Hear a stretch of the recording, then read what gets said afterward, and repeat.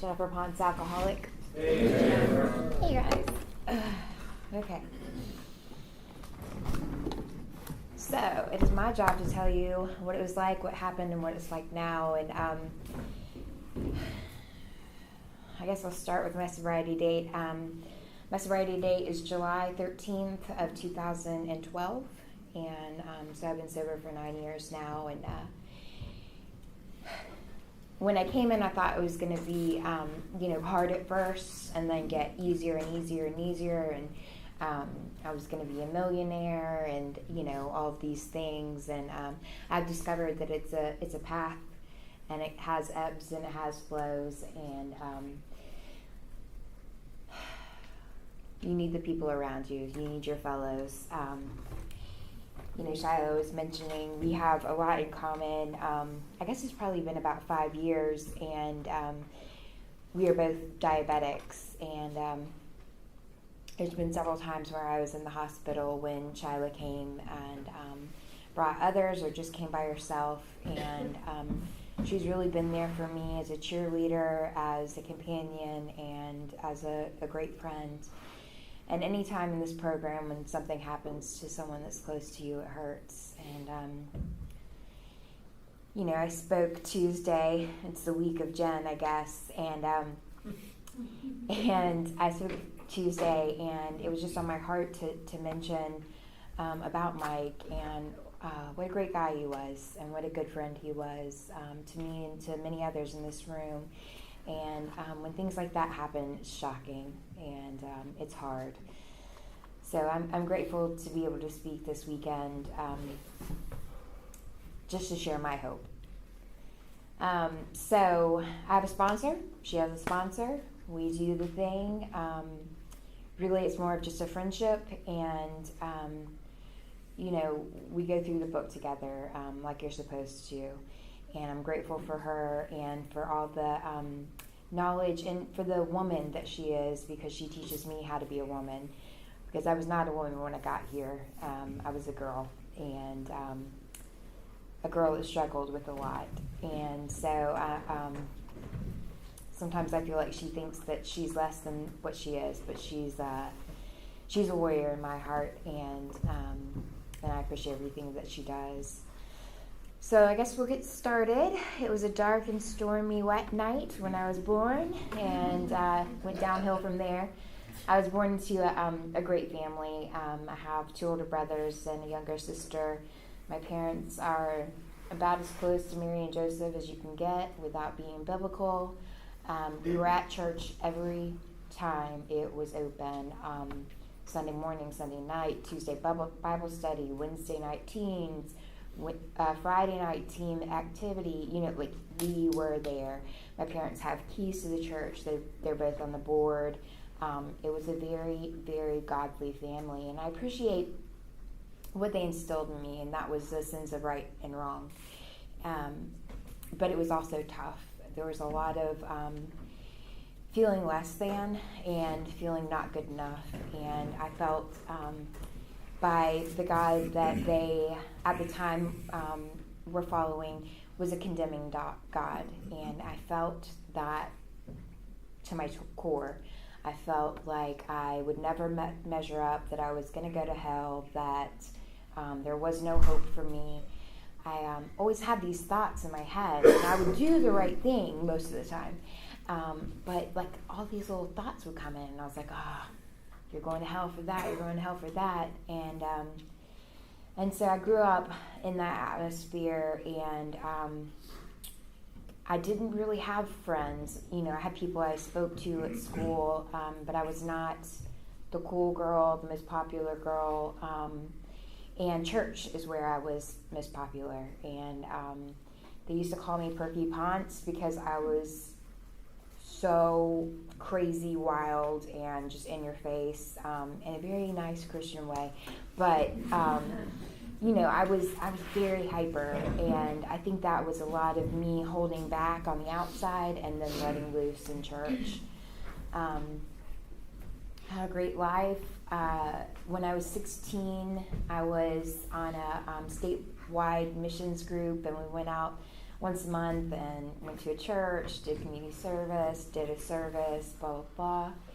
And right in the middle of that, when I was 16, I got diagnosed with diabetes. And the easiest way I can express that to someone is that my whole life I was able to drink as much water as I wanted, whenever I wanted, however I wanted. And then someone said, nope, stop. And that's really what it is. It boxes you in, and I'm not one that likes to be boxed in. I like to have my own free will, and so at that point I got really upset with God because I thought that I was living my life to please Him and to do as He would have me do. And so I basically gave Him the big middle finger, and I said, I will now do everything that you told me I couldn't do. And I did. And I'm not saying that there weren't great times. I've had so much fun with my drinking people and with other people in my life. But it was shallow fun. It was surface fun. And so basically, for the next 7 years, I drank as much as I wanted to. My parents paid for a lot of it because I was diabetic and they didn't want me to die, so they kept funding me. I was in and out of the hospital 3 or 4 times a year on my deathbed. You're not going to make it, blah, blah, blah. And I kept on coming back, and I didn't understand that either. So after my second DUI in January of 2010, I made it into these rooms. I went to rehab in Monroe, and I was like a rock star there. I loved it. Like, all the people around me were having fun. I was having fun. I'm really good at memorizing things like Bible verses and steps. So I was like a star student. And the second day I was in there, we had gone to an AA meeting at a men's halfway house, and I sat in this trailer. It was probably about this wide, and it was called the Iron Lung, and you smoked in there.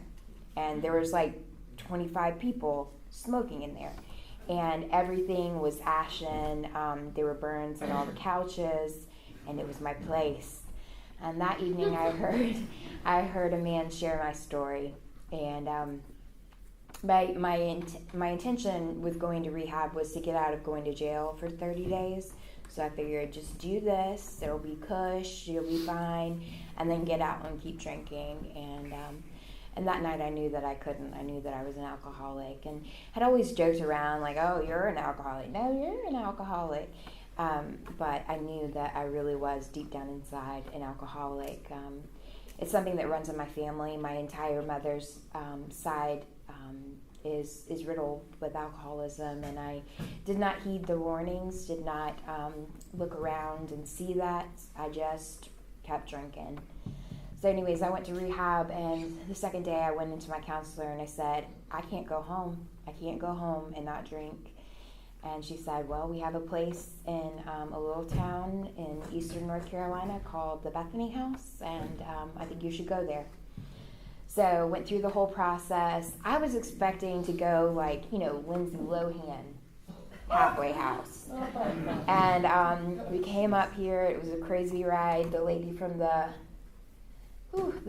treatment didn't understand the whole like one way and then one way situation. So she goes down the wrong way. There's an 18-wheeler. We made it. And I saw the Bethany House for the first time, and I was shocked. I was shocked. And didn't want to do it, but in my heart I knew. And I've come to understand that voice is God. It's not the one that shouts and screams. It's the little voice that comes from here. And I listen to it as much as I can these days. So anyways, I came to Bethany House, and I did anything and everything to not do what you people told me to do. The second week I was out, my rehab boyfriend came up, and I told him it was my brother, and So we ran around all day, and you know what I mean, like just give me a rule and watch me break it. I thought I was very sneaky, but apparently not so much. I got caught with my phone the second day, just like a bunch of stuff, and somehow I stayed sober. Not really sure. I think that there were so many people that were betting on the fact that I wouldn't, that I was just like, watch me.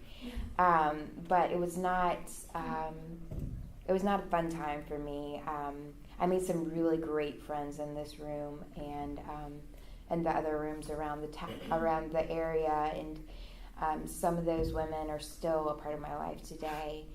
And I'm so grateful that I did, because when the ish hit the fan, I knew exactly where to come. I spent that whole 18 months doing a lot of online dating, which is such a good place for alcoholics to be. You'll find a whole lot of other sick people, and dated, one or two or 5 men in the rooms, and really made a good name for myself, and ended up moving to Charleston with a man I'd met online, and when we went out, he drank, but he wasn't like an alcoholic drinker, I wouldn't say, and he took a drink of his vodka and laid a kiss on me, and my parents came and got me within 24 hours, and that was the first time that what is it, the craving or the obsession? Either way, it started back in me, and I moved home, and that next weekend I lost my sobriety, and I should have known that it was going to take more than one time for me to get the picture, but I did that. I came back up here for just a weekend to hang out and picked up a white chip, and then commenced on, I guess, probably about 9 months of just in and out, in and out, in and out.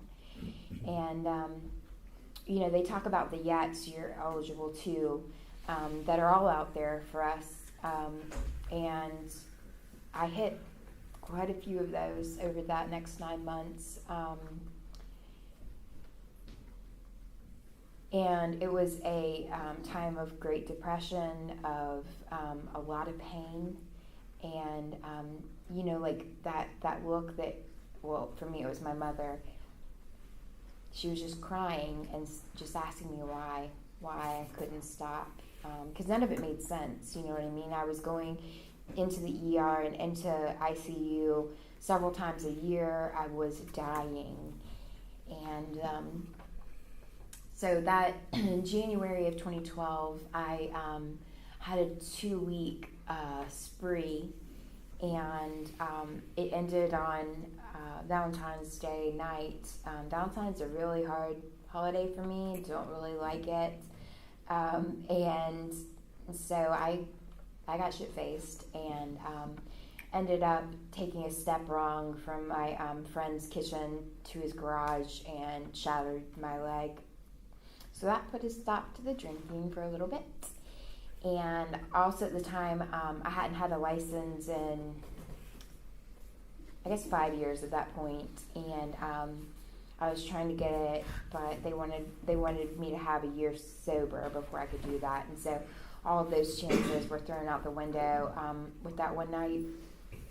And I spent the next little bit trying to figure things out, and I got a job. I was working for a really good company, and trying to pull myself back together. And that July, I had an appointment with the DMV hearing system with one of the judges, and went, and she said, well, we need, what is it called? When you have people come in and speak for you, regardless. What? Witness. Ding, ding. Okay. We need some witnesses that know your sobriety, that know you've been sober for over a year, that, can attest that you're not driving places, that you're getting rides, blah, blah, blah. And I was like, well, shit. And so that night the next night I got off work and I called one of my girlfriends. She knew I was an alcoholic, but she didn't understand what that meant. And I persuaded her to get a bottle of wine. That bottle of wine turned into 2, and then another bar, and then she left, and a guy I was speaking to came, and then he left, and I was left without a ride, without any friends. And if you're an alcoholic woman, you know what I had to do, and I did it. And the next morning I woke up to go to work, and I didn't feel right, but I just thought I was just hungover. And so I went to work, did the thing, met a friend for lunch, and has everyone been to Qdoba? It's like a Chipotle or a Moe's, but they do these naked burritos, and it's just like all the stuff from inside a burrito on a plate, and then you get the tortilla on the side. Well, I was there at lunch on a Friday, and I just went down and started eating it, plate to mouth. And my friend was like, I think something's wrong, and started to try to force feed me sugar, which I spit all over her, cussing, just causing a scene. She called my mom. My mom said, call 911. EMS came, and I had a blood sugar of 22, and it took 2 of the huge, it's called dextrose. It's actually like sugar, like fake sugar that they make scientifically or something. And just a little bit usually brings it up, but it took 2 of them. And when I came to, the EMS driver said, there was an angel watching over you right today. You shouldn't be alive. And he said, you have something to do, now go and do it. And I don't really know that anyone's ever spoken truth to me like that before, and I heard it, and I knew what I had to do. The next day was the state convention, and it was actually in Charlotte that year, so I drove over, and I knew there's a lady, Cynthia Curtis, that used to run the Bethany House, and I knew she would be there. So I went, I found her, I said, I can't do it anymore. She said, come back. I said, okay. I spent the weekend at the convention. Monday I went to work and quit. Tuesday I packed, and Wednesday I was right back here. And I haven't had a drink since that Friday to this point, and I hope that was my last drink. I don't have time to tell you. My bottom is not everybody's bottom. I did not go to the pits of hell, but I did go to the bottom that was mine, and that was a health bottom. I would not have lived much longer. I have partied hard. I've been on the streets. I have been in really cush apartments or, uptown, downtown, wherever. But I haven't done a lot of things that many of you have. But that's okay, because it was bottom enough for me. And so I came back, and I came back with a new attitude. Well, okay, my attitude at the beginning was not the best. I remember distinctly saying something to Paige, and I was like, but I have 66 days. And she was like, yeah, you have 66 days. And I was like, okay. It's a hard program, you know what I mean? Like, we have egos, and it's really easy for me to, especially because I had been through recovery before. I knew what I needed to do, I knew what was ahead, and I knew how to tackle it. But the thing is, when you come back in here, you have to forget everything. Forget it all. It's the only way you'll make it. So I was sober again. I was muddling through. I did this, that, and the other thing. Also, still trying to get away with stuff. Still trying to beat the game and figure out my way through it. And at one point, it was like I don't know, 3 or 4 months in, and it was just me and one other girl at the Bethany house. I don't know why there was a lull, but it was like a month, and the two of us were together, and she's one of my best friends even today. And something happened, and Cynthia was like on the edge of kicking us out, and said as much several times. And I went to sleep that night, and about 3 o'clock I came to, and I just hit the floor. I hit the floor, and I just cried out to God. And I was desperate when I first came in. I was desperate the second time I came in, but I'd reached a spiritual, mental low, and my way wasn't going to work anymore. And so I cried out to God to help me, and I didn't know what that would look like. I didn't know what it would feel like, but I just asked for help. And that's not something I'm very good at. I like to do it all on my own, all for myself. And I'm grateful that God answered that prayer today, because it's why I'm sitting before you. So I also like to move a lot.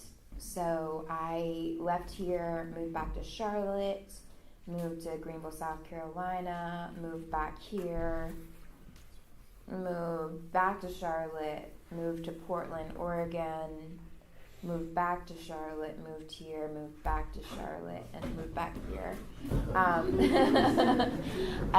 The funny thing is, you always pack yourself to know. I get tired, or someone offends me or hurts my feelings, or something is said that I feel is directed at me, and I get angry and I get gone. And today I know that, opinions are like assholes. We all got one. And I don't have to change the way I feel about you just because I don't agree with your opinion. That's one of the gifts of the program for me, because I thought that if you disagreed with me, then you hated me. And if I disagreed with you, I hated you. And it's just not that way anymore. I'm able to... I'm a liberal that lives in a very conservative area. I wore a t-shirt today and was told by no less than 5 gentlemen that it was inappropriate, and that's okay. I'm still here. I had clothes on. It's all good.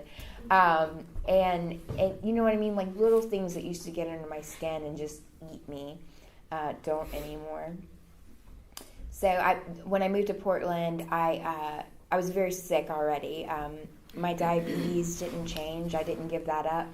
I didn't give up the cakes and the sugary drinks and the rolls and sandwiches and everything else. And so my health continued to deteriorate. And in 2016, let's go ahead and tell that story. So in 2016, I met a man, and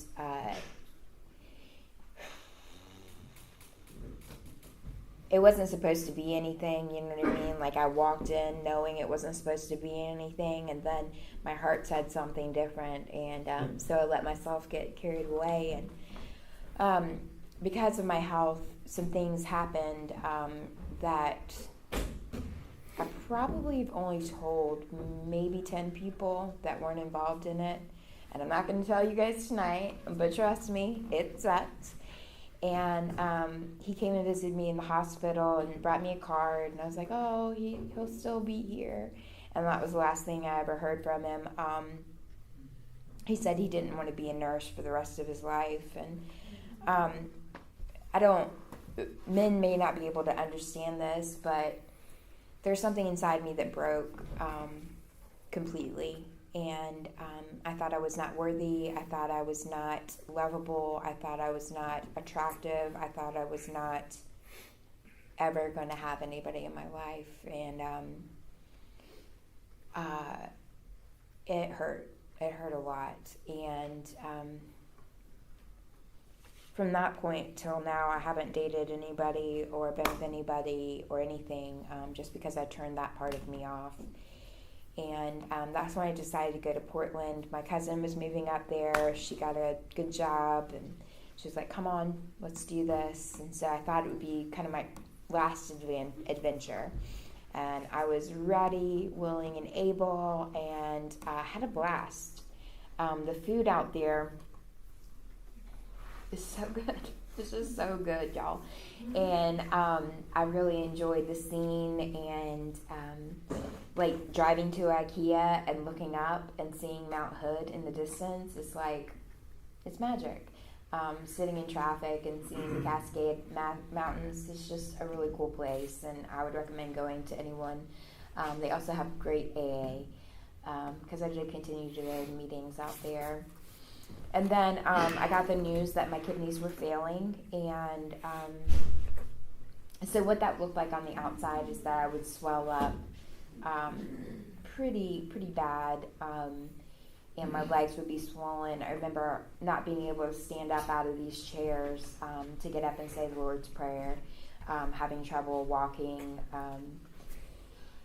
and that was hard for me too. And then, in January of 2019, I came back for a checkup. I moved back to Charlotte, and then came back here for a checkup at More Free, and they said you have to go immediately. Your kidneys have completely failed, and so I stayed here for a month and a half, being dialyzed and trying to figure out where I was going to go next. And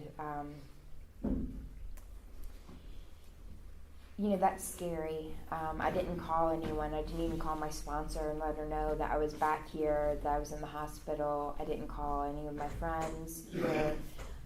Didn't call my old roommate. Didn't reach out to anybody. I just kind of shut down, and it was just me and my parents in the hospital room. My brothers and sister came and visited like once maybe each, and I, in addition to what had happened in 2016 with old dude, it just made me feel broken again, and I didn't know how many more times I could be broken. And so I was finally released in late March, and went back and started the dialysis routine, which is basically, it turns out to be about 5.5 hours 3 times a week of driving to the dialysis center, getting hooked up, running for 4 hours, getting unhooked, and driving home. And so basically it pulls all the blood out of you, takes out everything that you can't pee out anymore, and then puts it back in you. And it is one of the most draining and what's the right word? I was so anxious all the time. I just felt like there was people all around me, like really sick people, and I was really sick, coughing and machines beeping and just like all this stuff, and it just really got to me. And I gave up then too, and I stopped going to meetings. I hadn't gotten a new sponsor in Charlotte. I basically said goodbye. I watched, it's one of those things where you are on a schedule. So I was Tuesday, Thursday, Saturday, and you come in and you don't see someone for 2 days. And you're like, where's so-and-so? They passed. Where's so-and-so? They passed. And I was watching these people just dying, one after the other around me. And it felt like a graveyard. And for someone like me, I know I don't always show it, but I care. I care so much. And if you're part of my life, if you're part of this life, or if you're a part of my kidney failure life, or if you're a part of my church life, or any of those things, I care. And it's not just like, oh, hey, it's I care for you. And so witnessing all of that and watching all those people die around me was too much for me. So my dad, who is my guardian angel, he's taken care of me through everything. And he said, okay, well, let's figure something else out. So in April of 20, we started training for home dialysis. And I don't know if you guys have seen my cool scar, but this is where my dialysis was done through. And so my dad, who's scared of blood and doesn't like weird things like that, stuck me twice a day with 15 gauge needles, and I did dialysis in my living room. And I wasn't a happy person at this time. I still wasn't going to meetings. I slept a lot. I stopped even watching new shows on TV. I just watched Forensic File on an endless time warp, and stopped listening to music, stopped showering, stopped caring. And I was spiritually dead, I would say. And I know the only reason I made it through without a drink or a drug is because I'd spent so much time building my relationship with a power greater than myself. And that's what I would encourage everyone in this room to do, because every second that you spend with that higher power turns into eternity for him. You know what I mean? Like it every second you put in, you get 20-fold of that back. And he carried me through all of this.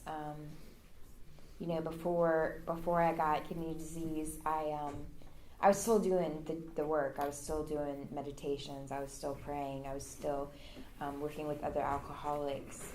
But once I got diagnosed with that, it all stopped. And it was hard. It was really hard. But I know it talks about in the book, there will come a time and the point where the only thing standing between you and a drink is your higher power. And that time came for me. And it was a long time. It wasn't just a day. It wasn't just a moment. It was day after day after day for, I would say, probably a year and a half.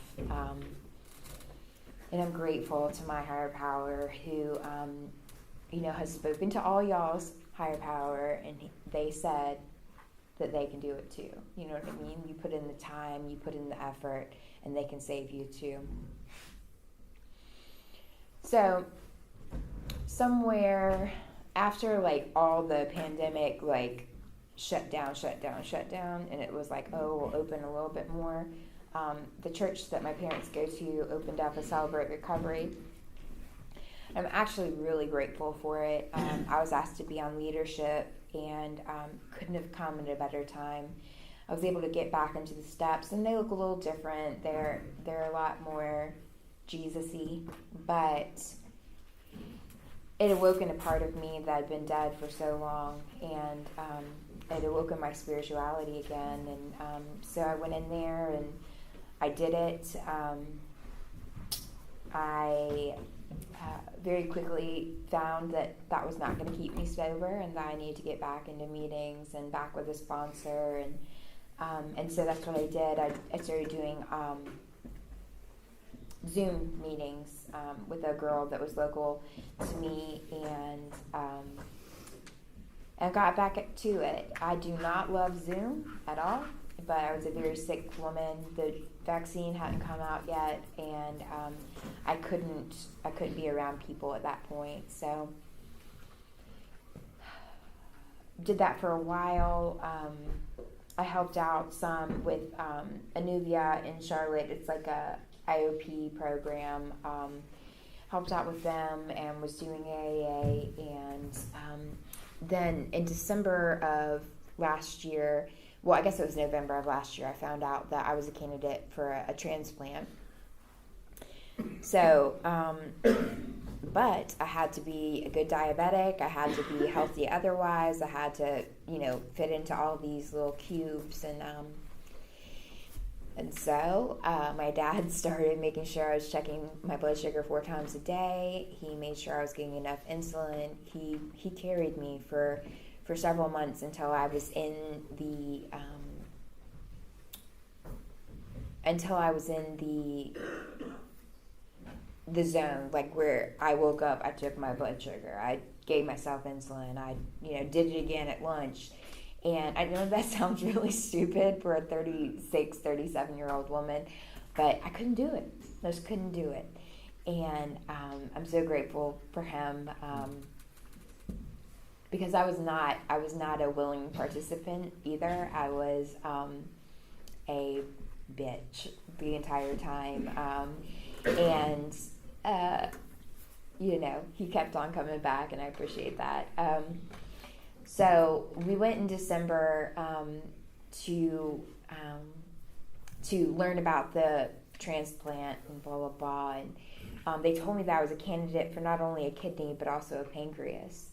And that would mean that I would no longer have diabetes and I would no longer have kidney disease. And I was like, yes, sign me up. And they said, well, we will, but there's this number that you can get by checking your blood. It's called an A1C, and mine was right out of 15, and a normal person's is about a 5, and they wanted it below a 10 for 6 months. And so I spent the next 6 months. In December, it was actually an 8, but I think that was a fluke. And but they told me that I had to keep it under a 9 for the next 6 months, and so that's what I did. I threw out all my gummy bears and my Starbursts and my everything, and I did keto for the next 6 months and tried to train my legs so that I could walk more successfully, and did everything I could do because that was my goal. I just wanted to be able to live again.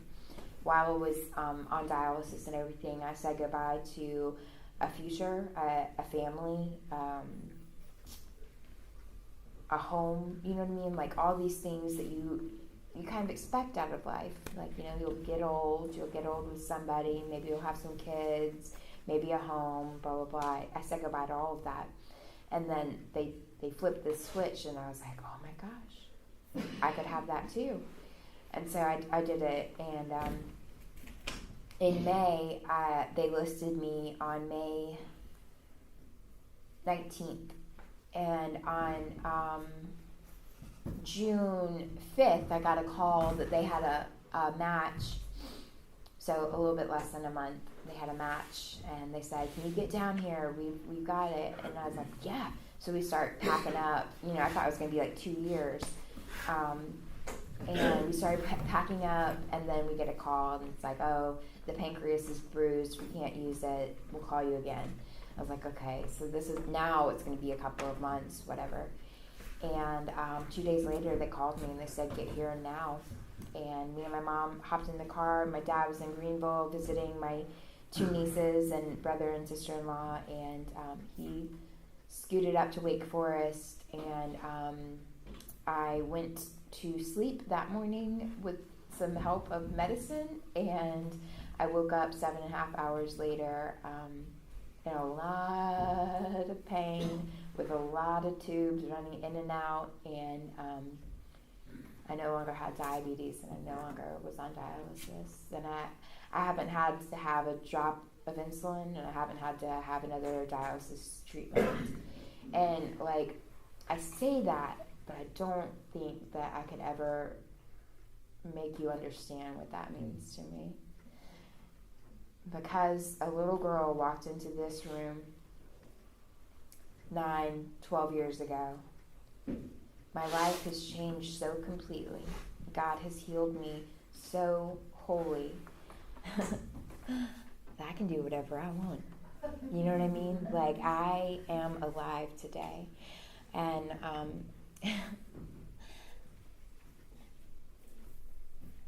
gratitude overwhelms me so often. I know not everybody's story ends in this dramatic, or not ends, but comes to this dramatic climax, but mine did. And I know I haven't sunk as low as some of you people. Some of the things that you've seen and experienced, I can't even imagine. I can't. But I know that God has a plan for my life, and I know He didn't heal me just to leave me here. I know he's got something for me to do, and I know he gave me this caring heart so that I could carry this message. Sometimes I do it real sloppily and not well at all, but if I could heal you, I would. If I could give my sobriety for yours, I would. And that goes for anybody, because I think it's the greatest gift that anyone can give. It's the greatest part of my life. It is why I live and why I breathe. It is why I'm here. It's the only reason I'm back here. And I will go on to my dying day, God willing, touting the praises of my higher power and of what this program has done for me. I was sitting in the hospital with, they put this thing down your nose and it brings up stuff and it's terrible and horrible. And then you got, like what's it called? The P thing? Catheter. Woo! I got like 2 little like grenade looking things draining the fluid off of my abdomen. Like, I'm like hurting. I'm like, okay. So when am I going to get a job? When am I going to get an apartment? When am I going back to school? And I'm like on my laptop, applied to school, applied for a job, got both before I even left the hospital. I knew what I wanted to do. I knew what God gave me the ability to do in that moment. And I've been chasing it ever since. I came home. This is my home. I wasn't born here. I don't have any family here, but you people are my home. And every time I walk into this building, I feel it. Even if I'm in a bad mood or like slightly bitchy that day, I walk in and I know that I am needed and I am wanted in this room. And for someone that thought they weren't a part of anything for so long, that's the high I chase today. I work with some women in the program, sponsoring them, and all the time I'm like, listen, this is more for me than it is for you. That's why I sponsor. I don't think they understand. There's something about seeing the light turn on in someone's eyes that is the best kind of magic. The best kind of magic. And again, I'll climb in the dirt for you if I have the opportunity to see that light come on. It also comes with some heartache, losing people.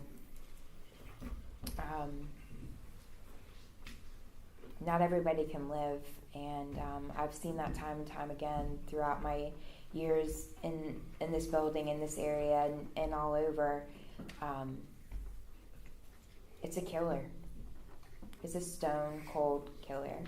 And if you let up, if you leave something out, if you skimp on anything, they'll be right there waiting for you. And if you're in here tonight and you're playing around, if you're online dating, or you know what I mean, like if you're being crazy right now, like just chill out, give yourself a second. There's plenty of time to be crazy. Trust, there's plenty of time to be crazy, but really think about where you're at with your higher power and with your sponsor and with the men and women around you, because these are the things that kept me sober, even when I shouldn't be. Since we're talking about opinions and assholes,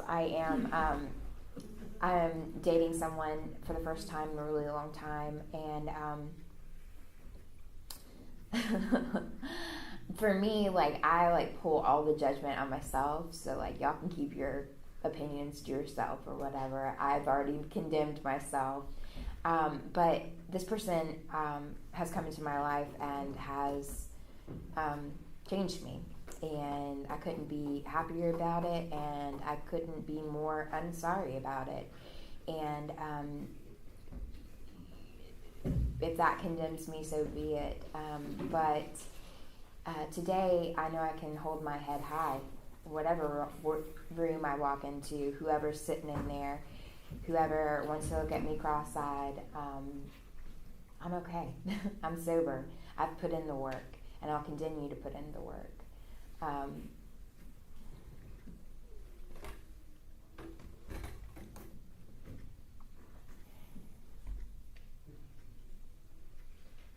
really grateful to Shyla today, because she's right where she needs to be. I'm grateful that you asked me to speak in the month of the Misfit Toys. Me and Brian and Carl could really mess it up in here, but all three of us have been sober for a time, and